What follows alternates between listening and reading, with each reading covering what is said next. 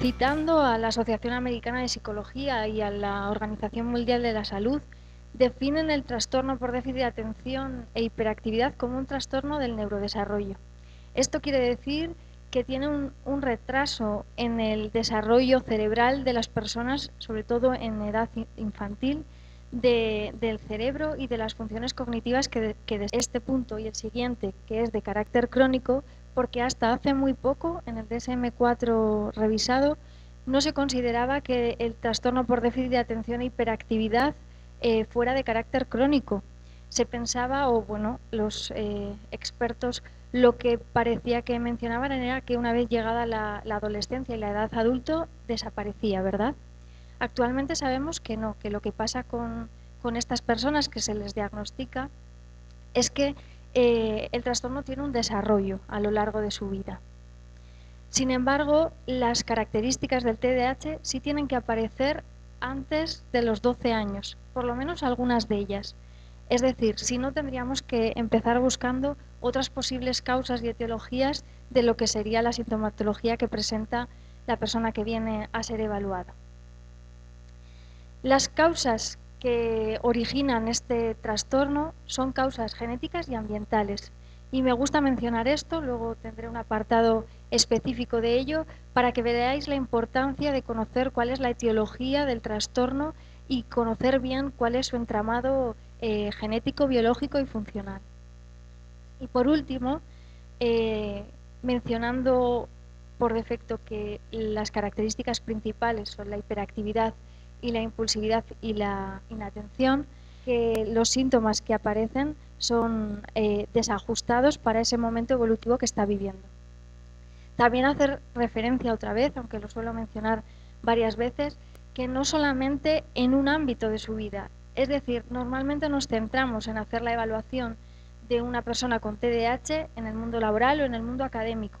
Sin embargo, insisto que el DSM-5 nos menciona que tienen que estar presentes los síntomas en diferentes aspectos de su vida, en las relaciones sociales o en su vida personal o en su vida más de ocio.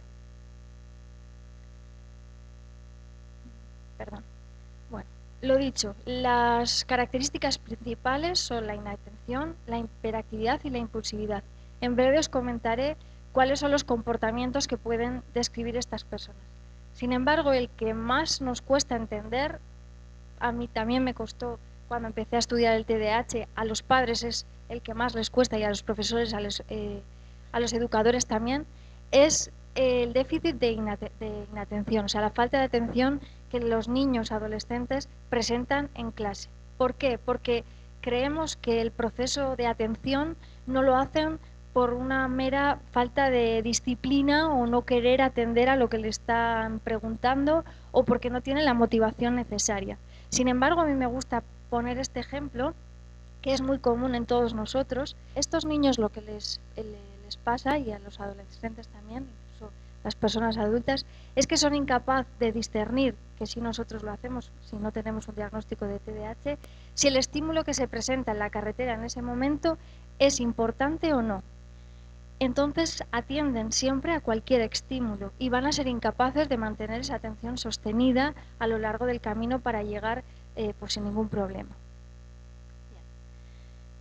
Ese es el aspecto más complicado de entender para las personas que están con los niños en clase, para los educadores, ya que al no conocer el proceso cerebral que nos lleva a atender o no atender, les cuesta entenderlo. Sin embargo, yo os animo a que utilicéis este ejemplo y les pongan la característica de cuando están fatigados o cuando están cansados, cómo su atención no es igual y mismo ellos no pueden controlar cómo funciona. Ahí les presento en la diapositiva diferentes comportamientos que pueden tener las personas que tienen TDAH. Y me gusta mencionarlas por bloques y luego veremos otros síntomas que también están asociados. Cuando hablamos de inatención y el proceso que os he explicado, van arraigados comportamientos como la pérdida de objetos y el olvido. Todos olvidamos llaves, todos olvidamos móvil y todos olvidamos lo que tenemos que coger para el día siguiente. Sin embargo, son personas que se les está dando. Por lo tanto, no es que no escuchen o que no quieran hacerlo, sino que algo les impide continuamente mantener esa atención para seguir la orden de que se les está dando. Además, también tienen dificultad para organizar tareas. Está claro que si hay alguna persona exterior que les da una orden y ya tienen dificultad, imagínense si son ellos mismos los que se tienen que autorregular. Todavía es más difícil. Y, por supuesto, la distracción que he mencionado. En cuanto a la hiperactividad, suelen ser personas, sobre todo los niños, los describen como niños molestos, que molestan a sus compañeros en clase, que están continuamente moviéndose, continuamente molestando al de al lado y generalmente no son muy populares entre sus compañeros porque llegan a ser, pues un poco, por decirlo de forma delicada, pesados o cansados. El profesor está continuamente llamándoles la atención y en casa las peleas con los hermanos son continuas porque les quita los juguetes o porque no les deja seguir las normas de los juegos que están realizando en ese momento. Sin embargo, sí me gusta mencionar que a pesar de que lo que a nosotros nos molesta a su entorno es que son inquietos y que, pues que no son capaces de estar en su sitio relajados, es que también tienen dificultad para relajarse ellos mismos. Imagínense un día completo estresado mirando, o sea, la profesora o el profesor, y son incapaces, pues lo normal que el protocolo exige, que es levantar la mano y cuando se te da la vez contestar, ellos son incapaces de seguir esta tarea tan sencilla para el resto de los niños y niñas. Por lo tanto, hay que mantener, hay que tener en cuenta que no es cuestión de disciplina, sino que son incapaces de retrasar esa respuesta y si se la saben posiblemente, y si no se la saben también, van a contestar. Bueno. Como os he mencionado, no solamente es un trastorno que aparezca en niños y los expertos empezaron a preguntar qué pasaba con el trastorno en la adolescencia y en la edad adulta. Y os he mencionado que lo que sucede con los síntomas, con las características principales del TDAH es que evoluciona. Fijaros, o a mí me pareció por lo menos curioso, que si tenemos esa línea del tiempo en cómo una persona se desarrolla desde su infancia hasta la edad adulta, mantenemos los 3 síntomas presentes en la hiperactividad para tener que diagnosticarla. Sin embargo, la hiperactividad y la impulsividad va a estar más presente en los niños y en la preadolescencia, y una vez el niño o la niña llega a la adolescencia, relaciones que se van a presentar en las diferentes etapas de la vida van a ser parecidas porque los síntomas se van a mantener, pero nos vamos a ir fijando en diferentes aspectos. Y esto es importante a la hora de realizar una evaluación, porque no nos podemos centrar lo mismo en un adulto, cuántas veces se levanta de la silla, que de un niño, ¿verdad? Por lo tanto, tenemos que tener en cuenta con qué edad nos vienen a consulta, con qué edad vienen a realizar una evaluación. En el caso de la etapa preescolar y escolar, son las alteraciones del comportamiento que hemos mencionado, pues de moverse en exceso o de estar continuamente molestando al de al lado, las que van a ser más evidentes. Ya una vez que el niño o la niña empieza en la escuela, ya necesita llevar unos deberes al día, necesita hacer una memoria, necesita pues llevar su agenda, ¿no? Como los niños comienzan, empiezan los problemas académicos. Ya empieza a fallar en clase, ya empieza a tener malas notas y ya empieza a haber quejas de los padres y del profesor de que no se implica, de que no está atento, de que no quiere aprender, de que no se motiva, pero no es por todo eso que he mencionado, es porque no puede, tiene un trastorno y necesita ser evaluado y tratado como tal. Además, sí me gusta mencionar que tienen dificultades en la interacción social y también menor autoestima que otros niños. Padre de esa persona, cómo se siente. Evidentemente la entrevista familiar es importante, pero necesitan saber cómo se siente la persona, ¿no? Evaluada. Pues para mí este punto es esencial, ver cómo se siente la persona, cómo se relaciona la persona con sus iguales y con sus mayores. Lo mismo pasa en la adolescencia. Cuando el niño llega a la adolescencia, todos esos problemas que trae de interacción social en su historia evolutiva siguen ahí presentes. Suelen ser adolescentes más problemáticos de lo habitual. Suelen tener unas conductas de riesgo más incidentes que otros niños sin TDAH. Y en el adulto lo mismo. Son personas que tienen problemas laborales, normalmente cambian de un trabajo a otro sin ninguna orientación, pueden estar un día en un sector y al día siguiente en otro, y siguen sus relaciones interpersonales dañadas, igual que su autoestima. Mencionar la característica de que hay estudios que mencionan que los adultos con trastorno por déficit de atención e hiperactividad tienen más accidentes de tráfico que los que no están diagnosticados como tal. Así que puede ser que la impulsividad y la hiperactividad medie en ese aspecto. Muy bien. Hasta ahora hemos hablado de las características principales que el DSM menciona como necesarias para hacer un diagnóstico. Sin embargo, yo estoy segura que en el siguiente DSM se mencionarán también. Nunca he podido pensar en dos cosas a la vez o nunca he podido llevar una tarea compleja, y esto no es así, sino que tienen unas alteraciones cognitivas que se miden a través de pruebas neuropsicológicas exhaustivas y nos hacen ver que estos niños y estas personas tienen problemas en la memoria de trabajo, en la memoria operativa, que es la memoria que necesitamos para poder trabajar a la vez que accedemos a la información. Es muy sencillo, ustedes lo utilizan cuando van a buscar un número de teléfono en la agenda o cuando van a preparar la maleta y necesitan hacer una lista y pensar qué tienen en su armario. Ese es el tipo de memoria que utilizamos, es decir, en muchas tareas de nuestra vida cotidiana, ¿verdad? Tienen baja flexibilidad mental y esto se ve porque tienen poca capacidad de frustración y continuamente caen en el mismo error. Si ya el humano cae en el mismo error por naturaleza, estas personas más son incapaces de ver dos soluciones para un mismo problema, porque la misma baja flexibilidad mental no les hace ver otras opciones que sí puede haber y que pueden resolverse mejor. Además, tienen falta de planificación. Decíamos que les supone difícil alcanzar una meta a largo plazo y también está reñido por esta falta de planificación. Son incapaces de llevar unas pautas para poder alcanzar cuándo viene la persona a consulta y cómo evaluarla. Los síntomas asociados que se han presentado en estas personas son desde la baja autoestima que he mencionado, como las dificultades en las relaciones interpersonales, pero también poca capacidad de frustración, irritabilidad, y son personas que a pesar de la impulsividad y que parezca lo contrario, son muy inseguras y esto les hace también tener dificultades en su autoestima. Tienen una sensación de fracaso continua. Imagínense que todo el rato les estuvieran diciendo que lo haces mal, lo haces mal, lo haces mal y eres incapaz de cambiar esa actividad, pues tu sensación de fracaso sería altísima y además, dada la poca flexibilidad mental, no podría realizarlo de otra manera. Por lo tanto, hay que tener también en cuenta los síntomas asociados, que, insisto, actualmente no se toman en cuenta, pero deberíamos de empezar a hacerlo. Esto lo que nos lleva es a, si os acordáis del desarrollo evolutivo que he mencionado de los síntomas y de cómo en la edad adulta y en la adolescencia ya empieza a haber una conducta de riesgo y un abuso de sustancias y un mayor probabilidad de accidente, hay a una búsqueda de sensaciones, a un consumo mayor. Es por ello que hay que tener en cuenta en los diferentes momentos evolutivos estos aspectos que menciono, ¿de acuerdo? En 4 bases para identificar que es así. Uno es los antecedentes históricos, que voy a mencionar brevemente.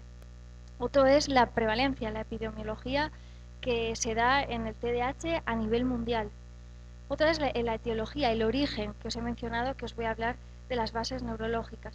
Y otro es el diagnóstico y el tratamiento farmacológico que se lleva a cabo. Muy breve, porque no os quiero aburrir con los antecedentes históricos. A mí sí me sorprendió que ya en 1800 y pico se describieran niños, sobre todo, que tenían las mismas características que hoy diríamos que es una persona con TDAH. Pero es que en 1902 Steele presentó varios casos de niños, o sea, publicó los síntomas que tenían y las características que tenían comunes.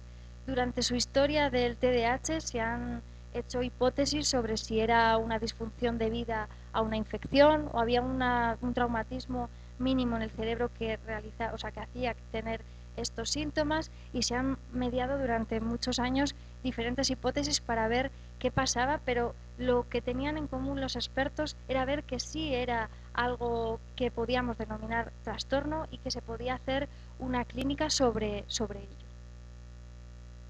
En cuanto a la epidemiología, era otra de las cosas que a mí me incluso nivel sociocultural.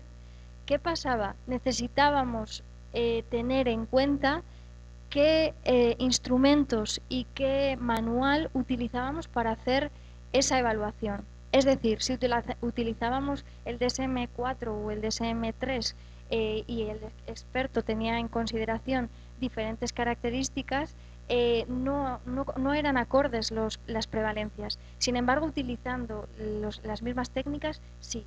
Por lo tanto, no era un problema del TDAH, era un problema nuestro que cada uno hacía un poquito pues lo que quería o lo que podía. Bien, por lo tanto, en general, la prevalencia del TDAH en edad escolar es de un 3 a un 7%. De ese 3 al 7%, fíjense que entre un 60 y un 85% se mantiene en la edad adulta. Es decir, lo que decíamos antes, que es de carácter crónico, no que desaparece. Hay algunos casos que sí, pero en general se mantiene ahí. Otro de los aspectos es la prevalencia según género, que es 3 a 1 de niños o de varones, perdón, para mujeres. Aquí sin mencionar que aquí también tenemos un déficit los profesionales y tendríamos que tener en consideración más los aspectos de las niñas. ¿Por qué digo esto? Porque el niño generalmente tiene el patrón típico de TDA síntomas, sino que es más difícil acceder a ellos porque nos molestan menos y como nos cuesta darnos cuenta, no podemos acceder a su evaluación tan temprana. Insisto en esta diferencia y que según el desarrollo evolutivo vamos avanzando, en la edad adulta esta diferencia también es menor.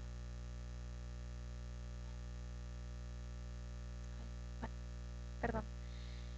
Otro de los aspectos que me puse a investigar son los factores que influyen en su etiología y si se habían realizado estudios, que por supuesto se habían hecho, sobre qué perspectiva se tenía sobre la causa del TDAH, porque muchas veces, seguro han oído, lo que decían es, porque muchos lo siguen diciendo, que es educativo y que lo que se debe ser es más estricto con esas personas. Bueno, yo encontré tres factores principales a los que me engancho y no solamente, con esto no quiero decir que el tema ambiental quede descartado. Sin embargo, los aspectos que menciono aquí, los factores genéticos, los aspectos de neurotransmisión, de la sinapsis y de las estructuras cerebrales, son los más tangibles que actualmente podemos medir a través de resonancia magnética, funcional y estructural o de EMG. Primero, vuestra compañera comenta que cómo actuar con los hermanos para que no se sientan desplazados y que también se sientan importantes dentro de la familia.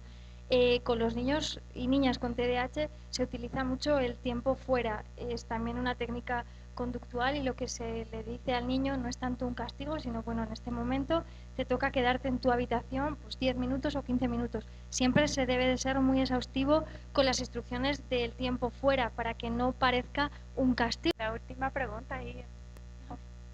Una pregunta, ¿existe predominancia de adicciones en una persona con TDAH o es una presencia mínima?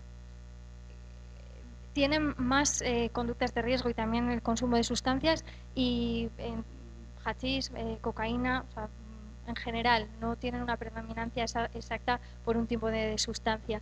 Sí es verdad que muchos adultos cuando acuden a consulta lo que se les ve y lo que mencionan es que ellos lo que buscaban con esa droga ilegal es hacer una automedicación, ¿no? Muchos mencionan pues que el hachís les lleva a, no sé si aquí se dice hachís, porque como el tema de, ¿sí? Marihuana, eso es. Les lleva a relajarse, cosa que si no tendrían esa droga ilegal no podrían relajarse. Por lo tanto, por eso también menciono que la medicación controlada y rigurosa es importante para que no necesiten acceder a otras sustancias que les van a producir otros daños cognitivos y a la larga no va a ser efectivo. En principio, cuando uno lleva a cabo un tratamiento largo, porque Entendemos que esto no es algo que suceda de la noche a la mañana, sino que nos puede llevar años conseguir que el niño o niña con TDAH se lleve a autorregular por sí solo. Me pone un poco cara rara, no sé si es porque quiere que sea algo más rápido, pero no existe, no existe la magia y no es algo que pueda realizarse. Igual, esto es igual que cuando uno se quiere entrenar para una carrera de atletismo y necesita estar día a día preparándose en comida, en sueño, en estructura de entrenamiento. Esto es exactamente igual.